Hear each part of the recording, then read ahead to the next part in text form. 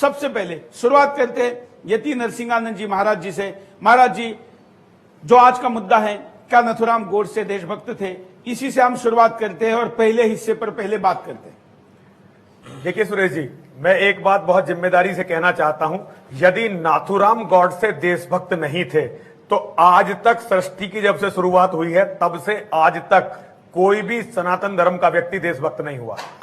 जो लोग नाथुराम गोडसे की देशभक्ति पर प्रश्न चिन्ह लगाते हैं, उन्हें सबसे पहले यह देखना चाहिए कि क्या वास्तव में वे इस योग्य हैं कि वो इतने बड़े महात्मा पर। मैं नाथुराम गोडसे जी को देशभक्त नहीं मानता, मैं तो उन्हें ऋषि मानता हूं। ऐसा ऋषि जिसने दधीची की तरह अपनी अस्थियां देश के लिए दान कर दी, अपने राष्ट्र के लिए, अपनी कौम के लिए दान कर दी। आज भी नाथुराम गोडसे जी की अस्थियां अंबाला की उस जेल में रखी हुई हैं जहां उन्हें फांसी दी गई थी, इस वसीयत के साथ कि जिस दिन पराक्रमी भारत के सैनिक सिंधु नदी को दोबारा से भारत में मिला दें, अर्थात भारत को फिर से अखंड बना दें, उस दिन उनकी अस्थियों को सिंधु नदी में प्रवाहित कर दिया जाए। व्यक्ति जो अखंड भारत चाहता है, व्यक्ति जो भारत के बंटवारे के खिलाफ है, आप यदि उसे, जो भी व्यक्ति उसे देशभक्त नहीं मानता, मैं ऐसे व्यक्ति को देशभक्त नहीं मानता। एक चीज अच्छी या बुरी, वो किस चीज के परिप्रेक्ष्य में बोली जा रही है, पहले उसे समझना जरूरी है। गांधी वध के सिवा नाथुराम गोडसे जी के चरित्र पर एक भी दाग, मैं गांधी वध को दाग नहीं मानता, मैं तो गांधी वध को उनके चरित्र पर चमकता हुआ सूर्य मानता हूं, जो उनके माथे पर लगा हुआ सूर्य है। क्योंकि इसका मैं कारण बताऊंगा आपको। मैं गांधी का विश्लेषण चाहता हूं, नाथुराम का विश्लेषण करने के लिए आज कांग्रेसी बड़ा बड़ा मुंह फाड़ रहे हैं और उनके समर्थन में बहुत सारे आज धर्मनिरपेक्ष कह रहे हैं कि जी नहीं, हम प्रज्ञा से सहमत नहीं है। लेकिन मैं आपके सामने गांधी का विश्लेषण करना चाहता हूं। पहले नाथुराम गोडसे की जो अंतिम अभिलाषा है, जिसमें उन्होंने कहा है कि मेरी अस्थियां, देखिए हमारी धर्म को, संस्कृति को समझिए, जब तक किसी व्यक्ति की अस्थियां प्रवाहित नहीं होती नदियों के पवित्र जल में, उसे मोक्ष नहीं मिलता। एक आत्मा आज भी मोक्ष के इंतजार में है कि किसी दिन भारतवासियों का शौर्य, उनका पौरुष, उनका पराक्रम जागेगा और वो भारत को फिर से अखंड बनाएंगे। यदि कोई व्यक्ति ऐसी परिकल्पना करता है तो आज के चाटुकार नेता, आज के वो नेता जो पाकिस्तान को गाली भी इसलिए नहीं देते कि कहीं भारत के मुस्लिम उन्हें वोट न दे, तो ऐसे लोग नाथुराम गोडसे को गद्दार और देशद्रोही बताएंगे ही, क्योंकि जहर को कभी भी अमृत अच्छा नहीं लग सकता। जो बुरे लोग हैं वो अच्छे लोगों का चरित्र हनन करके अपनी अच्छाई सिद्ध करना चाहते हैं। ठीक है, देखिए सुरेश जी, मैं एक बहुत स्पष्ट बात कहना चाहता हूं। अभी जैसे कुछ लोग चर्चा कर रहे थे कमल हसन के एक बयान की, कि कमल हसन ने उन्हें पहला हिंदू आतंकवादी कहा। तो देखिए, एक विभाजन है जिसे हमें समझना चाहिए और इससे आपको गांधीवध की पूरी पृष्ठभूमि का पता चलेगा। इस देश में ये पूरा एक राष्ट्र नहीं है, यहाँ दो अलग अलग मानसिकताएं हैं। एक यहाँ की सनातन मानसिकता है, एक सनातन विरोधियों की मानसिकता है। सनातन मानसिकता वो है जो यहाँ राम को अपना मानती है, कृष्ण को अपना मानती है, परशुराम जी को अपना मानती है, बजरंगबली हनुमान को अपना मानती है, चाणक्य को अपना मानती है, जो पृथ्वीराज चौहान को अपना मानती है, जो महाराणा प्रताप को अपना मानती है, जो वीर शिवाजी को अपना मानती है, जो गुरु गोविंद सिंह को अपना मानती है, और इस तरह सावरकर को अपना मानती है, नाथुराम गोडसे को अपना मानती है। इसके विपरीत एक विचारधारा है जो इन सबको खलनायक मानती है, इन सबको आतंकवादी मानती है। उसमें लोग भगत सिंह को भी आतंकवादी मानते थे, चंद्रशेखर आजाद को भी आतंकवादी मानते थे। आज ऐसे हजारों डॉक्यूमेंट हैं जिन्होंने सिद्ध कर दिया कि चंद्रशेखर आजाद की हत्या नहीं होती यदि नेहरू ने वो हत्या ना करवाई होती। सही है। गांधी जी, भगत सिंह फांसी नहीं चढ़ते यदि गांधी जी ने भगत सिंह को फांसी पर चढ़वाया नहीं होता। सबसे पहले हमें गांधी का विश्लेषण करना पड़ेगा। गांधी वध के विश्लेषण के लिए गांधी कोई महात्मा नहीं था, महात्मा प्रोजेक्ट किया गया। जिस तरह से भारत में लाखों सूफियों को प्रोजेक्ट किया मुसलमान शासकों ने, उन्हें हिंदू महात्माओं जैसा भेष बनाकर कालनेमियों को प्रोजेक्ट किया, इसी तरह से, बिल्कुल इसी तरह से एक कट्टर हिंदू विरोधी मानसिकता के व्यक्ति को, जो केवल और केवल हिंदुओं का विनाश चाहता था, मुस्लिम राष्ट्र इस देश को बनाना चाहता था, उसको एक संत प्रोजेक्ट किया गया एक खुले एजेंडे के तहत। गांधी के पूरे जीवन का विश्लेषण करिए। चलिए, मैं पूरे जीवन का विश्लेषण नहीं करूंगा, वो बहुत लंबा हो जाएगा, लेकिन बंटवारे पर आप आइए। भारत की पूरी जनता गांधी को एक महात्मा उसी तरह से मान चुकी थी जैसे यहां सूफियों को संत माना गया था। बिल्कुल सेम वही इतिहास दोहराया गया। गांधी पर विश्वास था पूरी जनता को कि ये महात्मा है और ये बिल्कुल, सत्यवादी क्योंकि है। उन्होंने कहा था कि पाकिस्तान या भारत का विभाजन मैं होने नहीं दूंगा और मेरी लाश पर होगा, मैं मरूंगा लेकिन देश का टुकड़ा नहीं होने दूंगा। इस कारण जो पाकिस्तान में रहने वाले हिंदू थे वो डिपेंड रहे। उनको लगा कि ये गांधी इतना पावरफुल है और जिसकी बिना खड़ग बिना ढाल की स्तुति की जाती है वो इस देश का विभाजन नहीं होने देगा, इसलिए करोड़ों लोग वहां रहे। और इसी कारण क्योंकि उनको लगा कि विभाजन होगा नहीं, विभाजन हो गया, उसके बाद उनकी लाशें हिंदुस्तान में आई। कितने महीनों तक वहां से आने वाली ट्रेनें भरी होती थी। जो लोग आज गांधी हत्या का विश्लेषण करते हैं 2019 में आज का देखकर करते हैं। सोचिए जिस दिन गांधी हत्या हुई थी उसके पहले का माहौल क्या था।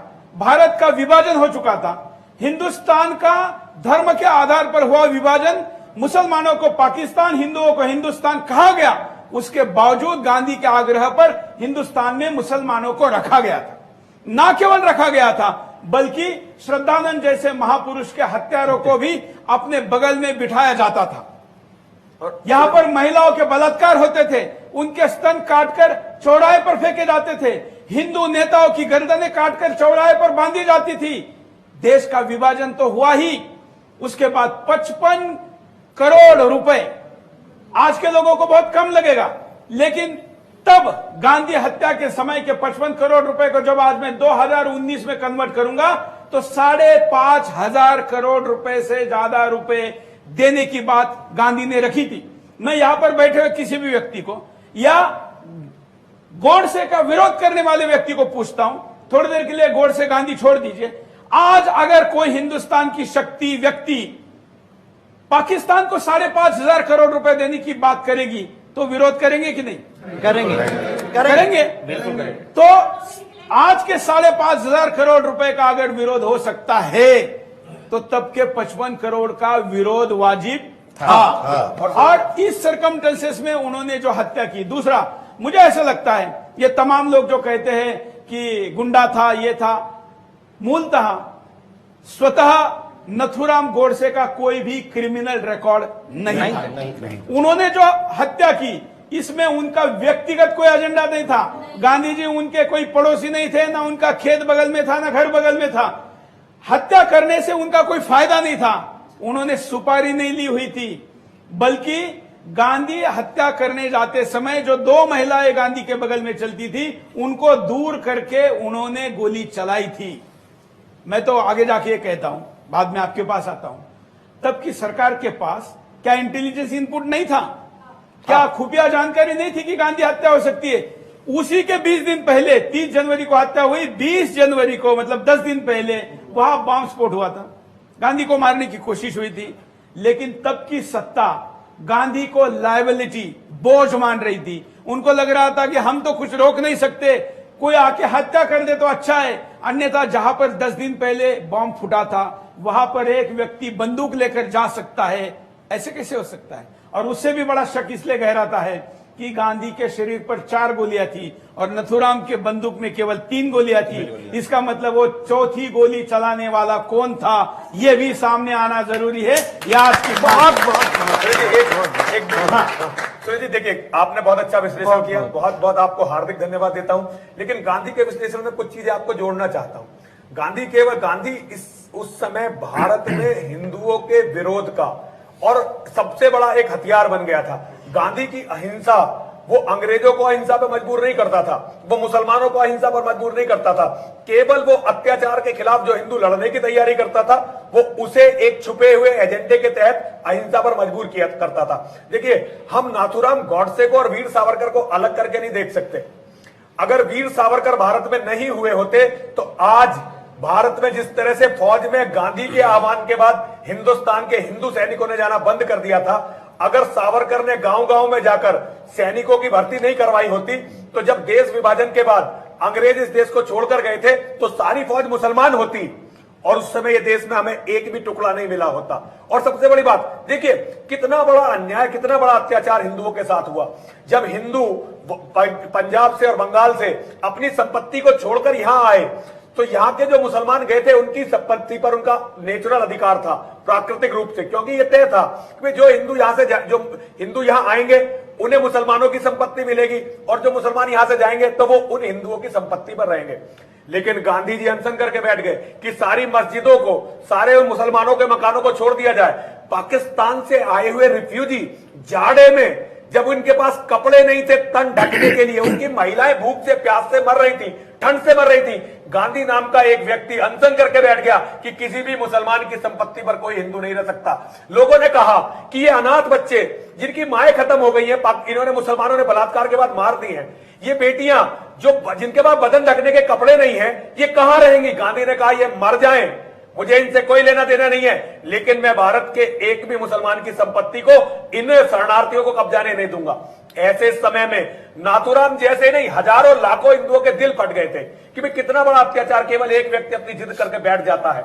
इतने बड़े बड़े अन्याय जब हिंदुओं के साथ हुए, करोड़ों बेटियों की इज्जत लूटी गई, उसका जिम्मेदार केवल एक वो व्यक्ति था जिसने हिंदुओं को गारंटी दी थी कि मैं देश का बंटवारा नहीं होने दूंगा, बंटवारा होगा तो मेरी लाश पर होसे होगा। और एक देखिए, महात्मा तो यहां कांग्रेस ने गांधी को बना दिया, वरना गांधी के जो अपने कर्तव्य थे, कर्तव्य था उसका, आखिर में जो उन्होंने, मैं अपने बन से नहीं कह रहा हूं, गांधी की जीवनी पढ़िए जिसमें उन्होंने लिखा है ब्रह्मचर्य के मेरे। देखिए, वध जो होता है, वध किसी विचारधारा को लेकर किया जाता है और हत्या किसी निजी स्वार्थ में की जाती है। यहां पर यदि हम सिद्धांत की बात देखें तो गॉडसे जी जिन सिद्धांतों को लेकर के चल रहे थे, वो देश भक्ति, संस्कृति भक्ति, धर्म की भक्ति आदि की जो उनकी बातें थीं, उनको लेकर के वो चल रहे थे और गांधी उनमें कहीं अवरोध बन रहे थे। जो व्यक्ति जिस पक्ष में जाकर के खड़ा है, यदि यहाँ पर भीष्म पितामह भी जाकर के दुर्योधन की तरफ से लड़ेंगे तो उन्हीं का पोता अर्जुन उनको मारेगा। बिल्कुल, ये वध है और इसमें कहीं कोई दो राय नहीं। इसके लिए मनुस्मृति ने, जो हमारा आदि संविधान है और दुनिया का संविधान रहा है, उसने ये कहा है कि नातताई वधे दोषो हंतुर भवति कश्चन है। आतताई के या दुष्टों का साथ देने वाले व्यक्ति की हत्या करने में, वध करने में कोई दोष नहीं है, जिस तरीके से चाहे उसको मार दो। तो चूंकि उस समय हमारे देश की संस्कृति का, हमारे देश के धर्म का, हमारे देश के इतिहास का हनन गांधी जी के माध्यम से हो रहा था और उन्होंने उसको रोकने के लिए यदि ये एक्शन उस समय लिया तो ये देशभक्तिपूर्ण कार्य तो था ही, साथ ही साथ बिल्कुल मैं उसको अर्जुन मानता हूं जिसने समय आने पर अपने ही दादा का वध किया था। बिल्कुल, यहाँ कोई गांधी समर्थक नहीं है क्या? अच्छा, चलिए आपके पास आता हूं। हाँ, बोलिए। सर्वप्रथम मैं साध्वी प्रज्ञा ठाकुर जी को नमन करता हूं। उन्होंने अपने वक्तव्य में ये बोला कि नथुराम गोडसे राष्ट्रभक्त हैं, महान हैं, और जो गांधी वध है, ये नथुराम गोडसे अगर नहीं करते तो एक गलियारा था जो बंटवारे के टाइम पे तय हुआ था पूर्वी पाकिस्तान से पश्चिमी पाकिस्तान के लिए, और उस रास्ते के दोनों तरफ 10 किलोमीटर दायरे में 5 किलोमीटर दूसरी साइड में मुस्लिम आबादी बसाई जानी थी और वो रास्ता सेफ पूर्वी पाकिस्तान और पश्चिमी पाकिस्तान को जोड़ता। यदि उस समय हमारे परम आदरणीय, हमारे प्रातःस्मरणीय नथुराम गोडसे जी मोहनदास करमचंद गांधी जी का वध नहीं करते तो रास्ता दिया जाता और आज भारत में आतंकवाद चरम पे होता और भारत का एक टुकड़ा और बन गया होता। हम इसलिए राष्ट्रभक्त नथुराम गोडसे जी को मानते हैं और मानते रहेंगे, क्योंकि उन्हीं की वजह से आज ये भारत जो सुरक्षित है। कि अगर गांधी कुछ दिन और जीवित रहता तो पाकिस्तान के लिए और पता नहीं क्या क्या साधन दे जाता और वो साधन हम हिंदुओं को मारने के लिए काम आते। देखिए, मैं अभी एक बात आई कि गांधी को सुभाष चंद्र बोस जी ने, नेताजी सुभाष चंद्र बोस ने राष्ट्रपिता कहा था। देखिए, हम एक बहुत बड़ा हमने जो आधारभूत गलती की है, हम केवल अंग्रेजों से लड़ने को ही अपना संपूर्ण स्वतंत्रता संग्राम मान बैठे हैं। अगर हम स्वतंत्रता संग्राम को देखें तो जिस दिन हमारे यहाँ भारत में पृथ्वीराज चौहान की हत्या हुई थी, उसके बाद से अंग्रेजों के जाने तक हमारा स्वतंत्रता संग्राम लगातार जारी रहा। बिल्कुल, और एक से एक बड़ी विभूति, जिसमें गुरु गोविंद सिंह जी महाराज थे, अपना पूरा वंश बलिदान कर दिया, जिसमें महाराणा प्रताप थे, जिन्होंने घास की रोटी खाई, अपनी बेटी मरवाई, पूरा वंश बलिदान कर दिया। जब उनका कंपैरिजन हम गांधी के त्याग से करते हैं तो गांधी कहीं खड़े नहीं होते। और गांधी जी ने इन महापुरुषों को, जिन्होंने इस्लाम के जिहाद से टक्कर ली, अपने उसमें भटका हुआ महापुरुष कहा था। हमें याद रखना चाहिए, गांधी जी ने अपने सिवा किसी को भी सम्मान होते देखकर पसंद नहीं किया। और ऐसा इतना अहंकारी व्यक्ति यदि इस देश का राष्ट्रपिता हो सकता है तो मुझे इस राष्ट्र पर शर्म आती है। पता नहीं किसने उसे राष्ट्रपिता कहा, किसने माना। आज देश को बहुत नहीं, ऐसा जरूरत है। कोई सरकारी इसका जवाब ये है जो आरटीआई से मिला है कि ऐसी कोई उपाधि सरकार के द्वारा कहीं पर नहीं दी गई। अब उनके अनुयायी ने जिन्होंने उनकी वैचारिक हत्या की, उन्होंने तमाम सालों तक सत्ता में रहते हुए उनको ये नाम का तबका दिया, तो वो नाम लगा हुआ है। आज जो है, हाँ। मैं सुरेश जी भाई इतना कहना चाहता हूं अंतिम में, आज नाथूराम गॉडसे को समझने से पहले हमें गांधी को समझना पड़ेगा, और गांधी ने इस देश में क्या किया उसको समझना पड़ेगा। यदि हम गांधी को नहीं समझेंगे तो हम गॉडसे की पीड़ा को नहीं समझ पाएंगे। गॉडसे की पीड़ा को समझने के लिए पहले गांधी को पूरे और बहुत विशाल परिप्रेक्ष्य में बड़ा हृदय करके समझना पड़ेगा, और समझना पड़ेगा कि आज मेरे इस देश में जो इजराइल से ज्यादा मजबूत हो सकता था, जो अमेरिका से ज्यादा विकसित हो सकता था, जो यूरोप से ज्यादा वैज्ञानिक हो सकता था, आज ये देश फिर दोबारा से या तो गुलामी की तरफ जा रहा है या बंटवारे की तरफ जा रहा है। इसका दोषी कौन है? जब हम इन प्रश्नों का उत्तर उठाने की कोशिश करेंगे तब पता चलेगा कि गॉडसे कितने महान थे। देखिए सुरेश जी, इसमें हम लोगों को एक बात समझनी पड़ेगी। रामधारी सिंह दिनकर ने कहा कि दुनिया में जितने भी पाप हैं उनमें सबसे बड़ा पाप है हारना। यदि कोई व्यक्ति या विचारधारा हार जाती है तो फिर सारी गलती उसी पर थोप दी जाती है। आज गॉडसे की और सावरकर की विचारधारा इस देश में हारी है। आज जो हावी है इस देश पर वो गांधी की विचारधारा है। और गांधी क्या है? गांधी हमारा हिंदू विरोधियों का एक सेफ्टी वाल है। हिंदुओं में असंतोष ना पनपे, हिंदुओं में विद्रोह ना पनपे, हिंदू अपने अधिकार के लिए खड़ा ना हो जाए, उसके लिए गांधी और नेहरू का प्रयोग हिंदू विरोधियों ने किया। उन्हें सारी सत्ताएं देकर, सारी ताकत देकर। और इसमें तो सबसे बड़ा दोष है वो हमारे धर्मगुरुओं का हो गया। हमारे धर्मगुरुओं ने एक बहुत बड़ा सम्मेलन किया और वहां पर एक फतवा दिया, धर्मादेश। अभी एक धर्मादेश सभा हमने अभी देखी। इससे पहले अकबर से पहले एक धर्मादेश सभा हुई थी, उसमें कहा गया था दिल्लीश्वर होगा जगदीश्वर होगा, जो दिल्ली का मालिक है वही हमारा भगवान है। धर्माचार्यों ने इस स्तर की गद्दारी की, उसके कारण हमारी हिंदुत्व की विचारधारा, सावरकर की विचारधारा, गॉडसे की आज कितनी बड़ी मजबूरी देखिए। जो लोग सावरकर को अपना हीरो मानते हैं, यदि वो भारत के प्रधानमंत्री बन जाएं तो प्रधानमंत्री बनने के बाद वो गांधी को मानने लगते हैं। और इससे बड़ा कोई उलटबीसी नहीं हो सकती, क्योंकि गांधी को मानने वाला सावरकर को नहीं मान सकता और सावरकर को अपना हीरो मानने वाला गांधी को नहीं मान सकता।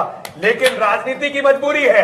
आज भारत का जो भी प्रधानमंत्री या जो भी यहाँ पे सत्ताधीश होगा वो गांधी को मानेगा, नोटों में गांधी को ही छपवाएगा, वो नोटों में सावरकर को नहीं छपवा सकता। इसका कारण हिंदुत्व की विचारधारा आज हारी हुई विचारधारा है। जब तक हम इस विचारधारा को जीता नहीं देते तब तक हमारे हीरो समाज में विलेन के रूप में प्रस्तुत करे जाते रहेंगे। क्योंकि ड्रामेबाज उधर है, शाहरुख खान उधर है, सलमान खान उधर है, नसीरुद्दीन शाह उधर है, जावेद अख्तर उधर है, कमल हासन उधर है और सरकार इधर है। और सरकार इधर है। सरकार तो इस समय नहीं सुनिए, लेकिन चीज किसकी हो रही है? ऐसा है, हम बीच में हम राजनीति पर इसलिए बात नहीं करना चाहते। सुरेश जी मुझे बोलना इसलिए पड़ेगा। रावल जी, मैं इसलिए मोदी जी का विषय आपको बता रहा हूं कि मोदी जी का दोष नहीं है। आज अमित शाह सबसे ज्यादा मोदी जी ने गांधी जी को एडॉप्ट किया है। सबसे ज्यादा मोदी जी ने किया है। मैं अपनी बात उन्होंने हायर कर लिया एक तरीके से। बिल्कुल, बोलिए। मैं कहता हूं सबसे ज्यादा जब वो पीएम बने तो सबसे पहले गांधी गांधी गांधी, हर जगह गांधी। 15 अगस्त को लाल किले से गांधी, 2 अक्टूबर को गांधी अभियान, जो भी स्वच्छ गांधी। तो यानी कैसा नहीं है, आप रिकॉर्ड उठा करके देख लीजिए, सारा जगह गांधी गांधी। और यहाँ ये कहा गया और लोगों में ये चीज आई कि मोदी जी क्यों उठा रहे गांधी जी को, जब वो कांग्रेस के गांधी जी है तो नहीं लेना चाहिए। भाजपा के नेता है, उनको पूछ लेकिन एक चीज मैं बता देता हूं, मैं कोई गांधी जी का सपोर्टर नहीं, लेकिन इंटरनेशनल व्यक्ति थे, पढ़े लिखे थे बहुत ज्यादा, वहां से प्रैक्टिस हो गए थे और उन्होंने देश के लिए और देश की स्वतंत्रता के लिए काम करने नहीं किया। उन्होंने बहुत बड़ा नेतृत्व किया और देश की आजादी के लिए काम किया। लेकिन गॉडसे के लिए मैं बुरा नहीं कर सकता, कारण यह कि उस समय भाई साहब, गांधी जी का जो 30 साल का जो काम था उसको आप डिनाई नहीं कर सकते। भाई साहब एक बताओ ना, उन्होंने बहुत बड़े आंदोलन किए और उन आंदोलनों को उस समय वो बच्चे थे। लेकिन मैं चाहता हूं कि जो जब इतना बड़ा नाम हो जाता है और आदमी में अकड़ आ जाए या घमंड आ जाए तो उसमें कहीं ना कहीं गॉडसे को आना ही था। इसलिए गांधी जी को आप इग्नोर नहीं कर सकते। नहीं, ये वो वाला हिस्सा भी कह रहे हैं कि जो उनकी कुछ अच्छाइयां थी उसको स्वीकार करना चाहिए, ये वर्जन। बिल्कुल। ये दूसरा एक वर्जन। एक आदमी कहना ये है, यदि अच्छाई है या नहीं है इसका प्रमाण ये यार मैं नहीं दे सकता। उस अच्छाई पे बात होनी चाहिए और उस अच्छाई पे गांधी का जो जीवन है जब शुरू से लेकर आखिर तक, फर्स्ट वर्ल्ड वॉर में उसने क्या कहा, अंग्रेज वायसराय हमारा राजा है, इसका अभिनंदन होना चाहिए। क्या ये शब्द भूल जाएंगे? सावरकर ने जेल में लंदन में रहते 1857 का युद्ध लिखा और ये अंग्रेजों के प्रति वफादार विचारधाराएं दो होती है, एक उदारवादी विचारधारा होती है और एक सुभाष चंद्र बोस की विचारधारा भी होती है। उदारवादी विचारधारा को आप कैंसिल नहीं कर सकते, आज भी है, आज भी विचारधारा है। अटल जी की विचारधारा में और मोदी जी की विचारधारा में फर्क है। दोनों एक ही पार्टी के और दोनों ही संघ के हैं और संघ में भी दो विचारधाराएं, हर जगह दो विचारधाराएं होती हैं, आप उसको डिनाई नहीं कर सकते। और ये गांधी अंग्रेजों की वफादारी की कसम खा। बात आपको बताना चाहता हूं, भारत में सबसे बड़े गांधीवादियों में नाम है रामधारी सिंह दिनकर का। और रामधारी सिंह दिनकर ने जब परशुराम की प्रतीक्षा लिखी थी, जब एनालिसिस व्यक्ति करता है, गांधी की कृपा से वो इतने बड़े नेता बने, वाइस चांसलर बने, सांसद बने। उन्होंने लिखा, तलवार गलाकर जो तकली करते हैं, शेरों को सिखाते हैं धर्म अजा का, यह पाप उन्हीं का हमको मार गया है। गीता में जो त्रिपिटक निकाय पढ़ते हैं, किसने पढ़ा त्रिपिटक निकाय? गांधी ने। गीता को नकार दिया, गीता का सहारा लेकर गीता को नकारा। गीता में जो त्रिपिटक निकाय पढ़ते हैं, तलवार गलाकर जो तकली करते हैं, शेरों को सिखलाते हैं धर्म अजा का, यह पाप उन्हीं का हमको मार गया है। भारत अपने घर में हार गया है। सबसे बड़े गांधीवादी ने लिखा है गांधी के बारे में। हम लोग एनालिसिस कर रहे हैं, उतला उतला एनालिसिस। आज भारत को गंभीरता से गांधी को समझने की जरूरत है। जिस दिन गांधी को आप हर हिंदू को समझा दोगे, नाथूराम गोडसे और सावरकर देवता बनकर सबके पूजा घरों में आ जाएंगे। आज जितना विश्लेषण हुआ है, मैं दावा करता हूं हिंदुस्तान के किसी चैनल पर ऐसा विश्लेषण नहीं हुआ। हाँ, देवता कार्य सिद्धर्थम सभास्तंभ समुद्भवन श्री नरसिंह महावीर नमामि।